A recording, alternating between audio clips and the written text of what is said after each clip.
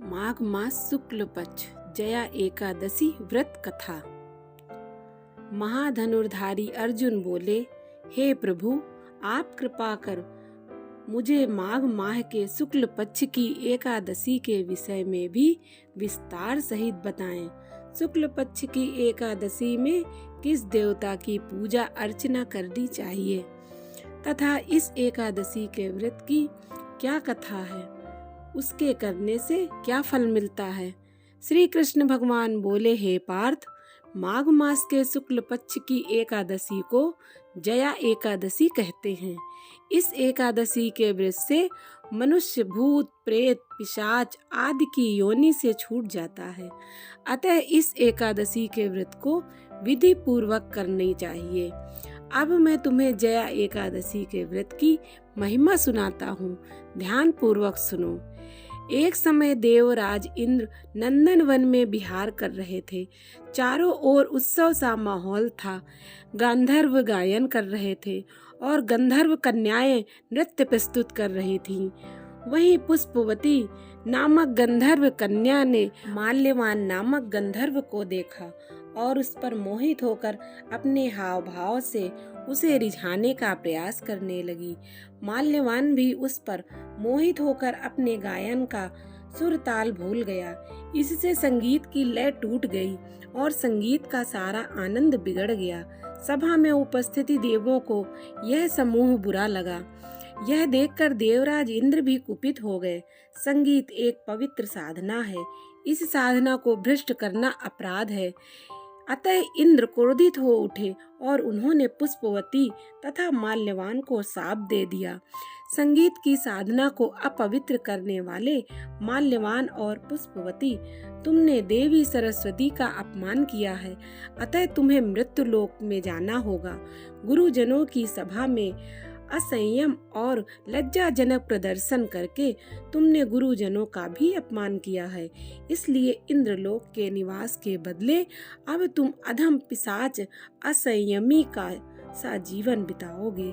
इंद्र का शाप सुनकर वे अत्यंत दुखी हुए और हिमालय पर पिशाच बनकर दुख पूर्वक जीवन व्यतीत करने लगे। उन्हें गंध रस स्पर्श आदि का कुछ ज्ञान नहीं था। वहीं उन्हें असहनीय दुख सहने पड़ रहे थे। रात दिन में उन्हें एक क्षण भी निद्रा नहीं आती थी। उस स्थान पर अत्यंत सर्दी थी, जिसके कारण उनके रोम खड़े हो जाते थे, हाथ पैर सुन्न हो जाते थे, दांत किटकिटाने लगते थे। एक दिन पिशाच ने अपनी स्त्री से कहा, न मालूम हमने पिछले जन्म में कौन से पाप किए हैं जिससे हमें इतनी दुखदाई यह पिशाच योनि प्राप्त हुई है।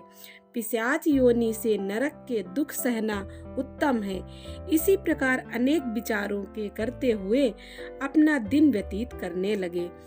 दैव योग से एक बार माघ मास के शुक्ल पक्ष की जया नामक एकादशी के दिन इन दोनों ने कुछ भी भोजन न किया और न कोई पाप कर्म ही किया। उस दिन केवल फल फूल खाकर दिन व्यतीत किया और महान दुख के साथ पीपल के वृक्ष के नीचे बैठ गए। उस दिन सूर्य नारायण अस्ताचल को जा रहे थे।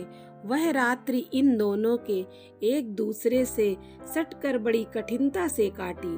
दूसरे दिन प्रातःकाल होते ही भगवान के प्रभाव से इनकी देह छूट गई और अत्यंत सुंदर अप्सरा और गंधर्व की देह धारण करके तथा सुंदर वस्त्रों तथा आभूषणों से अलंकृत होकर वे स्वर्गलोक को चले गए।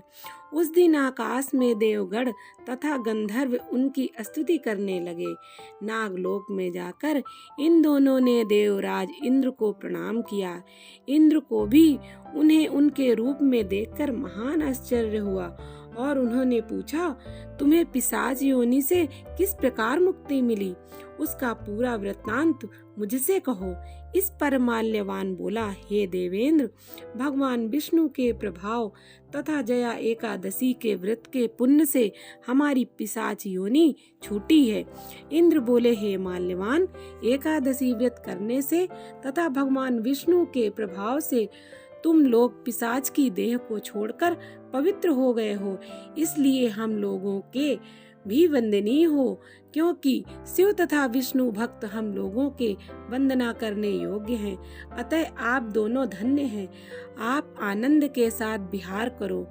हे कुंती पुत्र, इस जया एकादशी के व्रत करने से कुयोनि से मुक्ति मिल जाती है।